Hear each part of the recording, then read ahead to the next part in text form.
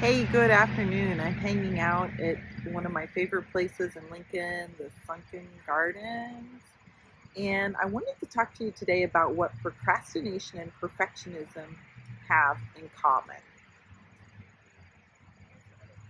In my coaching experience, what I've come to understand is that if you are a perfectionist, meaning you have extremely high standards and expectations of yourself or others, you are probably also most likely a procrastinator or an avoider and have the tendency to put off doing things until the last minute.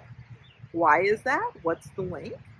Well, when we have extremely high standards or expectations and we fear that we can't meet those expectations, then there is a subconscious thing that kicks in that says, why try at all? Because I'm just going to fail. Now, where do those expectations come from? Well, often we feel like, we're a high achiever. We want to have high standards for ourselves. But then thinking about where do those expectations come from? It goes back to values, right? Did you know that? I said right, but I don't know. Maybe you don't know that. But values are all about the things that we hold as important in our life. And we get values from two different places. Values come from our collective world around us and our internal decision of what's most important to us. The individuals who have very high perfectionistic tendencies usually also have a lot of collective values that are driving them. That means they've gained values from their family, from their culture, maybe from their religion, from their workplace, that have certain messages. They've received certain messages that have become, expectations of how they act in situations.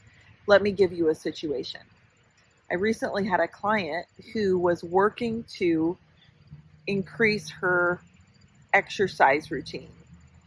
And she had the expectation of herself that she should do that 5 days a week.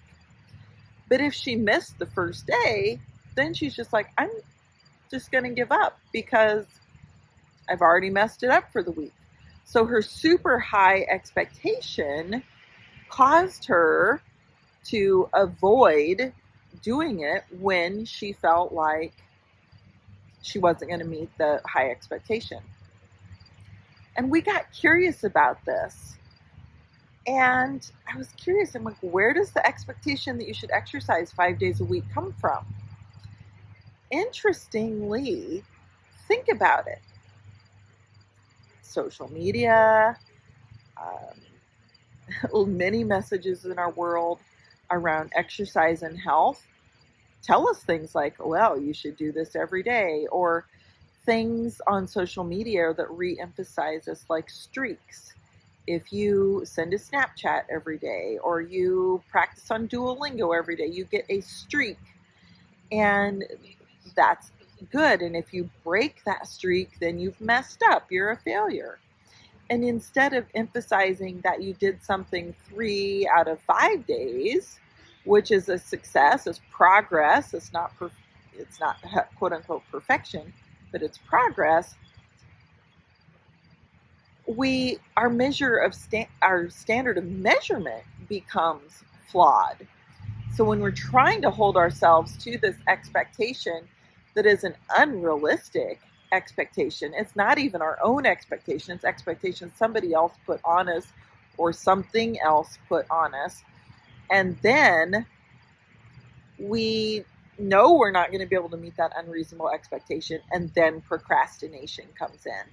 And when procrastination comes in and we don't do things, then we tell ourselves things like, well, you're a failure. You didn't follow through. Why do you always wait to the last minute to do things?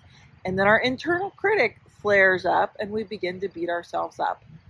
So the solution to making progress to not be a procrastinator is not to have better time management, to force yourself to do things in a different way. It's actually to evaluate your expectation. What is your expectation? Is it a realistic and reasonable expectation? And if not, how can you adjust that to match your own internal values of what's important versus a collective value that somebody else might be giving you? Thanks for taking time to hang out and learn about perfectionism and procrastination and the link. Talk to you soon.